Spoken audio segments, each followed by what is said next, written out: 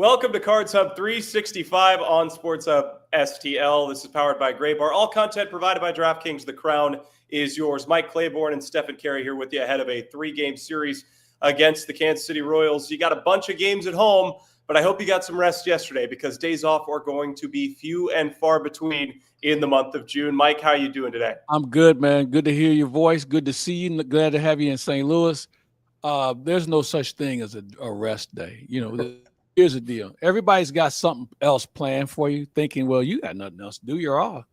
And even the dog, it's one of those things that this is the life we've chosen. I'm not complaining, but when we say an off day, that just means we're not playing. There's always something to do.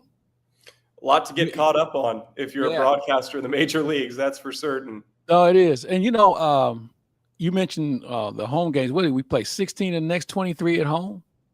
So you have a chance to really make some hay for a lot of different reasons. Now, the challenge is I don't see the White Sox or Colorado or the Miami Marlins on that schedule. So you're going to play some good teams. But, you got a chance to do some business here and really make a difference going into the 4th of July weekend. Yeah, not to mention – you have an opportunity to really put yourselves on the map more so than you already have. Look, I know people are starting to believe in the Cardinals, at least locally, but nationally, to be the best, you've got to beat the best. And you have a chance to do that this weekend against the Los Angeles Dodgers. And then the Blue Jays come to town. So a really good opportunity to gain some games. The Cubs have played well. The Brewers have played extremely well. All of a sudden, they're a game back of the Cardinals for second place.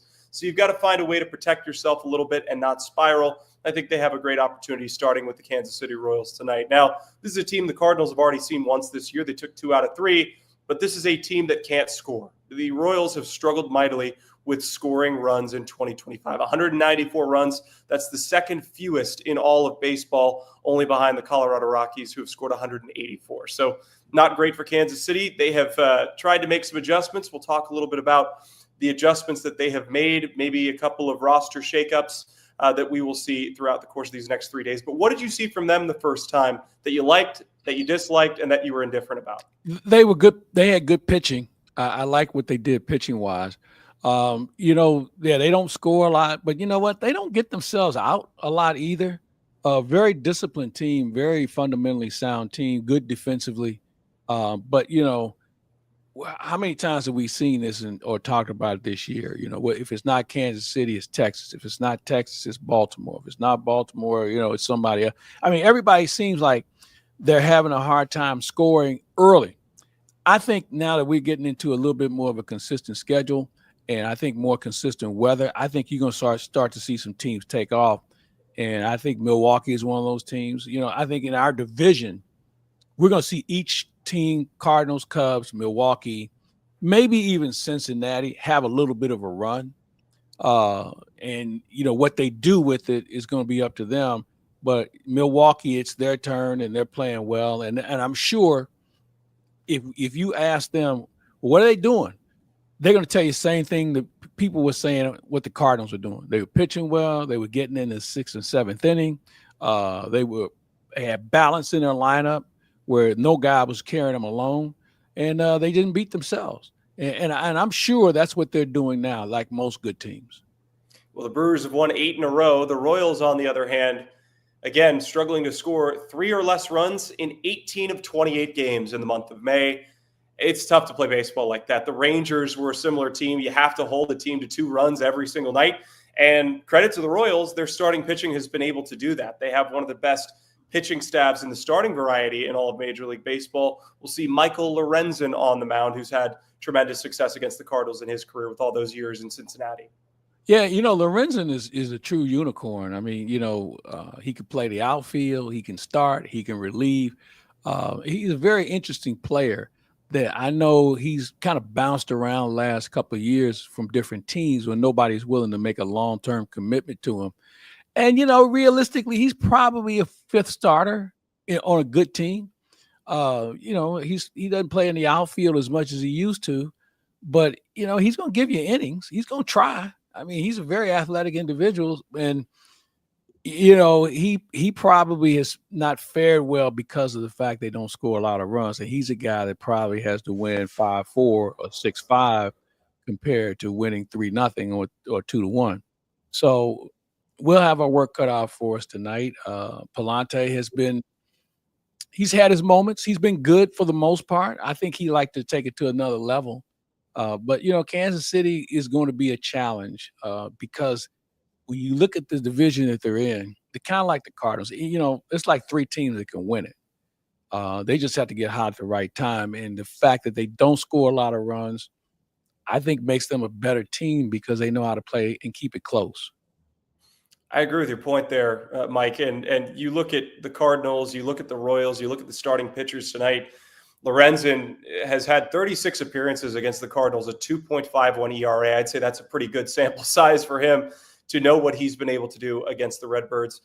But 3 straight losing decisions. So you might want to get a guy while he's cold, score early, find a way to get into that bullpen because you play back to back to back until the 16th for 2 straight weeks. You're playing back to back. So that bullpen is going to be maybe overused and overworked. I would imagine we're going to see the Memphis Express in action to some degree over the next couple of weeks to bring fresh arms in, up and down. But it'll be interesting to see how they play here in game 1. Yeah, it is. And I'm glad you brought up the Memphis connection. We need arms. We're going to need arms, but we need arms that can get people out. And that's my concern. We've seen a lot of guys here recently, whether it's Swanson, we saw Riley O'Brien and Fernandez early. We've seen Rycroft. We've seen all those guys. And I'm not sure which one of them is really, and Graceffo's another one. I'm not sure which one of those guys has actually broken through. I thought Graceffo was going to be the guy, but he's a different pitcher when he's not pitching from the windup. I mean, when he pitches from the stretch, man, it's a whole different game. Velocity's down, locations in the middle of the plate. So maybe he can work on that. But we need to have guys that are making positive contributions. I'm sure today I'm going to talk to Ali about the fact that he's probably going to go to a 6-man, doing this stretch, which means we'll probably see McGreevy at some point. So, do you expand the Memphis Express or do you go outside the organization and look for someone who you can count on? I personally think that that guy right now is at a premium in baseball. When you look at all the relievers that are having issues, whether it's performance, injury, you name it, everybody's looking for another arm in the bullpen. And the Cardinals should probably be on that list too. Absolutely. And the Cardinals, with their 3 main guys, they've all struggled a little bit over the last few weeks. Helsley had a tremendous month of May, had 9 saves, but Kyle Leahy dropped off a bit. You look at Phil Maton, he certainly had his moments. And that relief corps was one of the big parts of why they went on that big winning streak.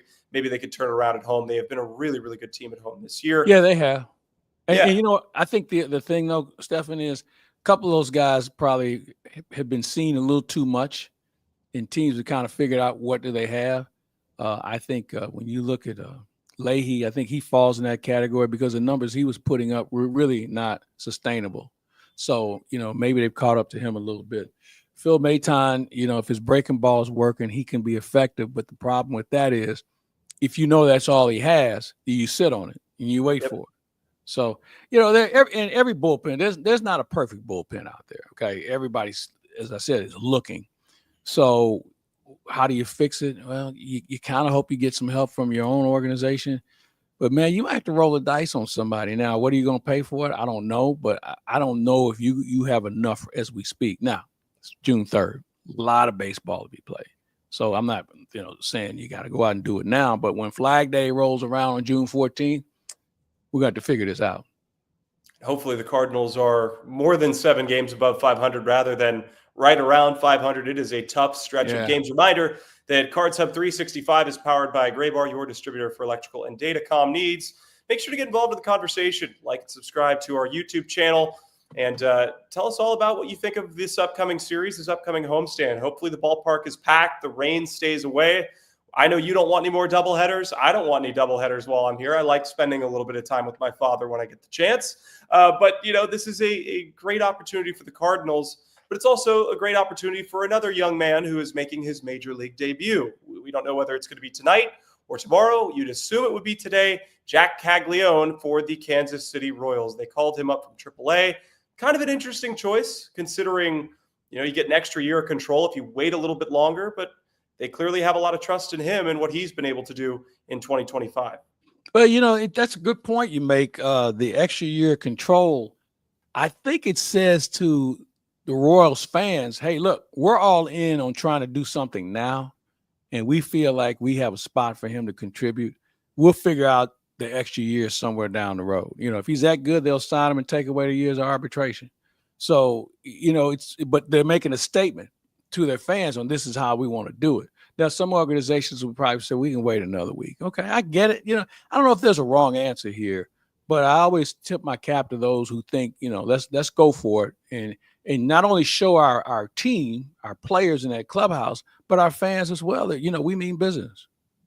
Caglianone selected 6th overall in last year's draft. Again, they're continuing to expedite prospects through the minor leagues. And credit to the college game at this point in time, they're really developing into a major league centric model, finding ways to get these players ready to get to the big leagues.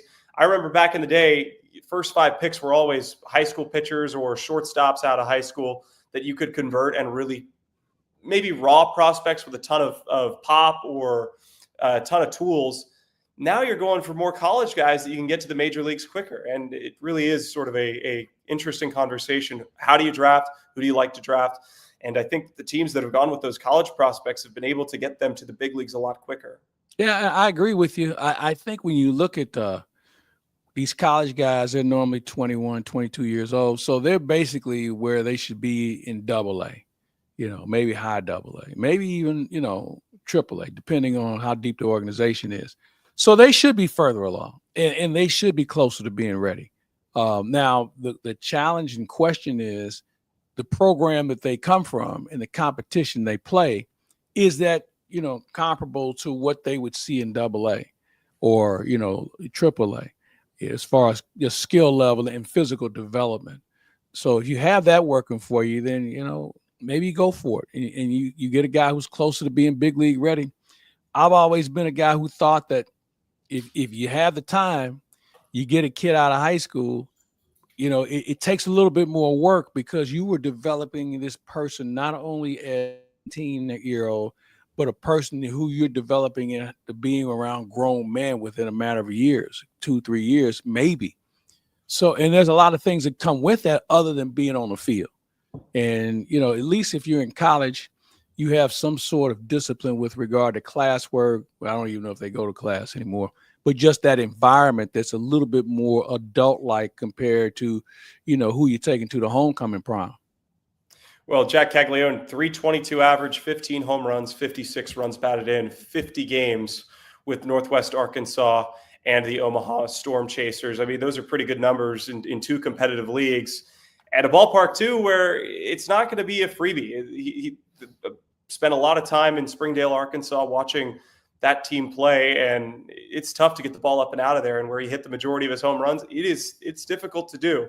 So he had a great start to his pro career. The only knock I'll give to him is 1, he's playing for the other team tonight, and 2, that he's a Florida Gator. As a Georgia Bulldog myself, you can't root for those Gators.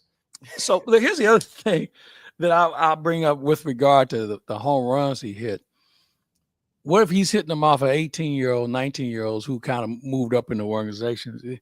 And I'm leery of what guys do on that level because I don't know, who he's hitting against. Because that guy is trying to figure it out too. He's trying to figure out how my slider is not going to tumble. I'm not going to hang a slider. He's got to figure out how am I going to make my changeup look like my fastball. And this is what development is all about. Caglianone it seems like a young man who probably has figured out I can jump that pitch now. I see it better. Or maybe they're pumping him fastballs he's catching up to. Again, I haven't seen him. I'm looking forward to watching him. And hopefully he does really well come Thursday. No question of where he is going to be playing, probably first base and DHing for the Royals. He was drafted as a two-way player. He was a pitcher in college as well as a hitter. He was one of the top hitters in all of college baseball. Now, I think it's the right decision for the Royals, who desperately need offense and have tons of pitching depth within their organization, to say, hey, focus on hitting. It's hard enough to do at the major league level. We'll see if that pans out for them with Caglianone tonight. What do you think about the fact, though, their power hitter is your first baseman, Pasquantino, and your DH a lot of times has been Salvador Perez. So it'll be interesting to see how they play him. Now, granted, he's a left-handed batter, so Pasquantino is he's a lefty, and Salvador Perez is right-handed. So they have a plan, okay. And maybe if I thought about the Royals a little bit more, I probably would have a plan too. But just on the surface, how he gets at bats and whose expense is going to be interesting. I'd love to see the distribution of where his starts came this year across the minor league levels, because he could go play the outfield right now. He could go play right field. He has a really strong arm, obviously from being a pitcher in the SEC. So that might be where he ends up, whether it's left or right. I doubt he ends up in center field, but the Royals need to find a way to get him in the lineup. Here's another question for you. Do you play him tonight against Palante, who carves lefties up? And I'm amused by how many teams still run all their left-handed bats up against him, and he just carves lefties up. And so I don't know whether that's scouting, being stubborn, or just playing by the numbers. So, man, I don't know if tonight's the night I run him out there against Palante. I wonder if there's a correlation between bringing him up early as compared to holding him back for another week and a half or so and saving that extra year of control, and the urgency that they'll have with getting him in the lineup. They brought him up, the extra year be darned. They might have him in the lineup today regardless of who's pitching, even if it was Nolan Ryan or Adam Wainwright on the mound. It wouldn't matter. I feel like they're going to put him in the lineup just because they know that they want to get him in there as soon as possible, get him adjusted. Well, he's not here to take team photograph, that's for sure. So he's here for a reason, and I wouldn't be surprised if they didn't play him, but I am surprised if they do because of Palante's numbers. But to your point, he probably is going to play, because again, if that was the case, they bring him up tomorrow, unless they want him to just get acclimated and take a look at how it works. So I guess we'll have to find out 6:45. It's going to be so much fun. Can't wait to be at the ballpark and see how it all plays out. And we'll touch a little bit more on Andre Palante and the rest of this series in a moment. But for Jac Caglianone and everybody else, baseball season is officially underway. It's time to step up to the plate with DraftKings Pick 6. Think of DraftKings Pick 6 as your fastball right down the middle. It's the easiest way to play for cash and take a shot at a big win. Just select two or more players and choose if they'll have more or less of a stat. Pick 6 is available in most states, including California, Texas, Georgia, Missouri, and more. Cash in your baseball knowledge. New players get $50 in Pick 6 credits instantly on just a $5 entry. Download the DraftKings Pick 6 app and use code STL Sports. That's code STL Sports for new customers to play $5, get $50 in Pick 6 credits. Better payouts, bigger wins, only with Pick 6 from DraftKings. The crown is yours. Gambling problem? Call 1-800-GAMBLER. Help is available for problem gambling. Call 888-789-7777 or visit ccpg.org in Connecticut. Must be 18 and over. Age and eligibility restrictions vary by jurisdiction. Pick 6 not available everywhere, including New York and Ontario. Void where prohibited. One per new customer. Bonus awarded as non-withdrawable Pick 6 credits that expire in 14 days. Limited time offer. See terms at pick6.draftkings.com/promos. You're watching Cards Hub 365, powered by Gray Bar here on Sports Hub STL. And as you just saw, everything is provided by DraftKings. The crown is yours. Mike Claiborne, Stefan Caray here. And talking a little bit more about Andre Palante. You brought up a good point about those left-handed hitters struggling against the Cardinals starter. Well, Palante didn't have his best month in May. He went 2-1 with a 4.34, but not necessarily because of ERA numbers. He just didn't get as deep into games as we're used to seeing him get. Now, he did have a start against Kansas City on May 16th where he went 7 innings, giving up 2 runs. That might have been his best start of the year. So maybe he can repeat that against the Royals here tonight. I agree with you. That was his best start. And the irony here is Palante was probably your deepest starter last year, especially when he came back from Memphis. And he just built on it with each outing. So if we saw that against Kansas City, he obviously has history. Now they have history too. But yeah, they need more out of him. And he'll be the first one to tell you. And he's a very sound guy fundamentally. He's worked on some things, keeping runners closer to first base and just things of that nature. So I'm looking for him to come out tonight and do a combination of things. Certainly show him what he's good at, but maybe his sequence is a little different than what we saw against Kansas City, because that was a fresh memory for the Royals about how they went after him and how little success they had. So this could be a different situation where he and Pedro Pages are going to have to be on the same page about what do we look like. We don't want to get away from too many things, but we don't want to empty the closet in the first 3 innings. This is a Royals team that's really struggling offensively. We've talked about it over and over again. 3.23 runs per game is the fewest through first 60 games ever for the Kansas City Royals. That's the lowest runs per game on average in the American League. 34 home runs, lowest in all of MLB by nearly double digits. The Pirates are 29th with 43. So that's certainly a really, really big pill to swallow. Stephen, it wasn't too long ago the Royals came into St. Louis, similar time of the year, and they weren't hitting at all. It was awful. And then they hired George Brett as the hitting coach, and he quit like 3 weeks later. I mean, it's something that it's really an art in not just recognizing a guy's mechanics and what he's doing wrong, but how to convey to him what you think might be a better approach. How much time does he spend in the cage? How much information can you give him about what pitchers do? How to teach a guy how to watch the game. I mean, there's so many things that a hitting coach is responsible for. And when it doesn't work, it's so glaring. I mean, and I couldn't tell you who their hitting coach is, but I'm sure he feels the heat like we've seen a couple other guys get it already this year. But it's about communication. And I think Brent Brown has shown early in his tour duty in St. Louis that he has some things that players have gravitated to, and most of them have had some reasonable success. Well, if this is a tour duty for Brant Brown, he might be a Navy SEAL in San Diego on the beaches, having a great time, because this year has been fun. It's been exciting. He's got really good game plans for these hitters. But that brings up a really good, interesting, and potentially final point for this show. Jordan Walker injured. He's out for a couple of days. This gives you maybe a little bit more flexibility if you're Ollie Marmol to work in some guys that haven't gotten as many at-bats like Nolan Gorman.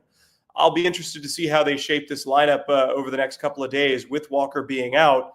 How do you think they approach that? How do you think that he attacks that lineup every day? Well, when you look at it now, Alec Burleson's getting the bulk of the work, and he's been okay. I mean, I know he'd like to be better. He was hot for about 2 weeks, about a month ago, and he's kind of leveled off, and every player goes through that.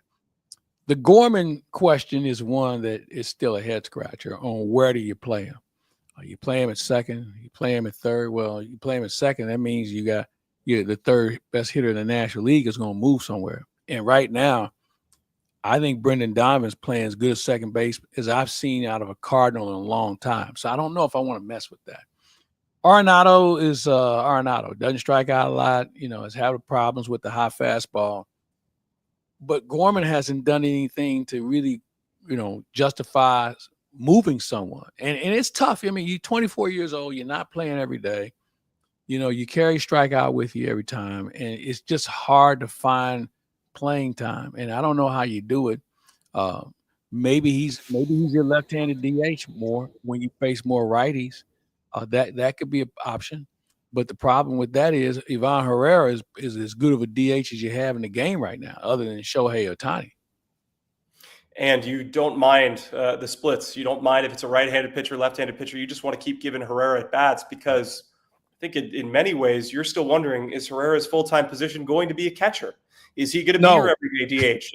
Is that something that you need to – can he play every single day against right-handed pitching? I think the answer so far has been yes, but – there are a lot of questions to be answered. Maybe the biggest one tonight is, what will the crowd look like? This is a big series, the I-70 series. Royals have a ton of fans. Cardinals have a ton of passionate fans. And the Cardinals are 7 games above 500. We know it's going to be a packed ballpark against the Dodgers, but I'm curious about tonight. Yeah, that's a good question, because, school is out for a lot of kids. We haven't really gotten into the vacation season yet, but you can go up and down, the road on 70 to get to St. Louis. If you're gonna do this interleague thing, and you're gonna have your geographical rivals, they should always be played on the weekend. Okay. To sacrifice 3 home games at the beginning of the week, I just don't know, especially this early in the summer. The Cardinals should be playing the Royals, the Cubs, Cincinnati. I mean, teams that are in your area, you should be playing them on the weekend. And then you take your chances with Minnesota and the other teams that you have no real identity with. I would hope they would come out. Cardinals have deserved the opportunity for people to come out and see them. I mentioned Brendan Donovan. Show me a better second baseman fundamentally right now. I mean, he just makes all the plays. I mean, he and Mason Wynn talking to Frank Cusimano the other day, and he asked a question. He said, could this be as good of a middle infield since Tommy Herr and Ozzie Smith? I had to think about that one. Because we've had good shortstops, and Edgar Renteria was a very good player. We've had some other guys who've come through. David Eckstein for his tour duty here was pretty good. But I don't know if we've seen 2 guys that are on the same page so much where they make the plays all the time. So with that said, that's the reason why you want to come out and watch. The pitching has been good. To watch Wilson Contreras play first base and to see his energy. And I tell anybody tonight, if you come to the game or any game, watch how hard Wilson Contreras goes down the line on a ground ball. There are some guys that will peel off, but Wilson Contreras runs through every play. I appreciate hustle. Now, I'll tell you what I don't like. I don't like guys, if you're on the field, you run on and off the field. You don't walk to your position, okay? We have some guys that really make it an effort to at least make an effort to jog or sprint to their position, and I appreciate that because, it doesn't cost anything to hustle. And you get the benefit of the doubt when you do from most fans. In more ways than one, this is a Cardinals team that is resemblant of the good old days, and maybe it'll bring back another title sooner rather than later to the crown jewel of the National League. As my dad and Brian Shapiro would say, cannot imagine all the jokes that are going to be made on that broadcast tonight, but we will certainly see how that goes. By the way, this is a great time to continuously remind you that this show is powered by Gray Bar. All content provided for Sports Hub STL is by DraftKings. The crown is yours. Mike Claiborne and Stefan Caray here, wrapping up, talking about this series against the Royals and beyond. This is a big series for the Cardinals just because of the fact that you welcome the Dodgers over the weekend. Yes, I think this would be a great series to have the Royals playing during the weekend, but if you're going to have to sacrifice for another team to come in town during the weekend, you're probably glad it's the Dodgers. There will be a big crowd to see Shohei Ohtani, Mookie Betts, and Freddie Freeman. This is why you got to pick up a couple of games so that you can afford to have a little bit of flexibility against a team like Los Angeles. Yeah, that's a good point. But here's what I'm looking at with the Dodgers. With the injuries that they've had to their pitching, they are vulnerable. They only have a couple of guys who actually have been able to stay healthy. And I'm sure they'll get some of them back. But this is a time you have to go after them too. They're not invincible right now. And with the injuries that they've had and the guys they have playing out of position, I think they're ripe. And they're trying to figure out some other players too. They called up the catcher a couple of weeks ago, and I think he's played, half a dozen games since he's been here. So, you have to wonder, okay, where are they going with this? They have, 15 players on the IL. And sure, they're all going to get healthy at some point. Most of them will. But if you're going to get them, now's the time to get them. And the way the Cardinals have faced other good teams, whether it was the Mets or the Philadelphia Phillies, Arizona was a good team until they rolled in here. They don't have that fear factor of saying, man, if we can just get one or two, we're going for the sweep. And that's the mentality you have to have. And I think that's one of the big differences between this team and a team of last year and the year before, where we use hope as momentum to try and get us close. Now you say, well, why not us? And that's the way they've approached it. And I think that's one of the reasons why they've had the success they have. Now, they're not going to be great every night. Texas certainly showed them that because they didn't score any runs. but I don't see the drought pattern developing with this Cardinal team as we may have seen in past seasons. The good times are going to continue to roll, we hope, in Busch Stadium and beyond. The Dodgers are having to do something that they've never really had to do over the last 5 or 6 years, which is use their minor leaguers. Yeah. They've signed all these free agents. They're finding a way to get guys up from Oklahoma City, some guys that maybe they had never anticipated being on the major league roster. And you look around, you're like, wait a minute. This Dodgers team during the offseason looked like an all-star team at every single position.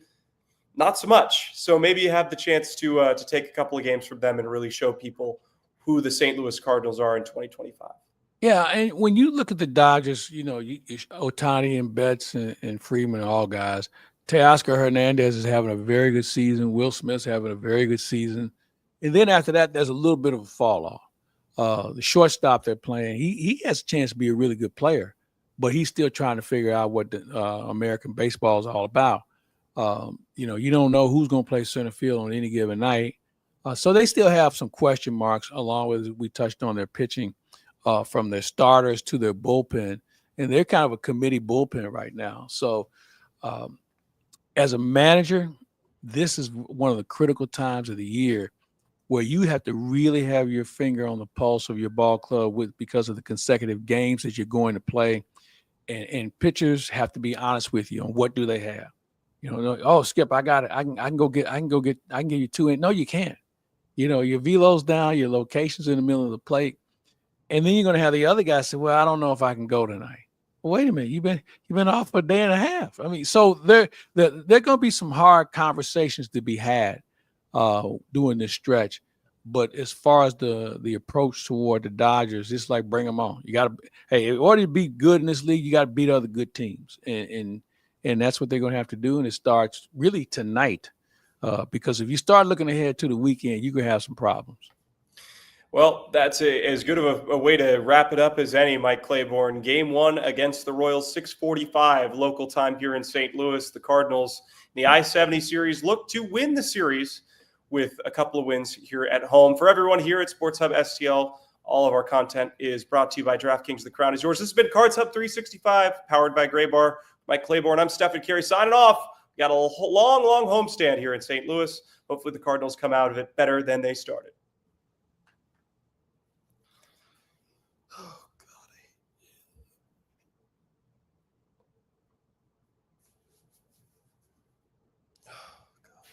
You want to say hi to Claibs?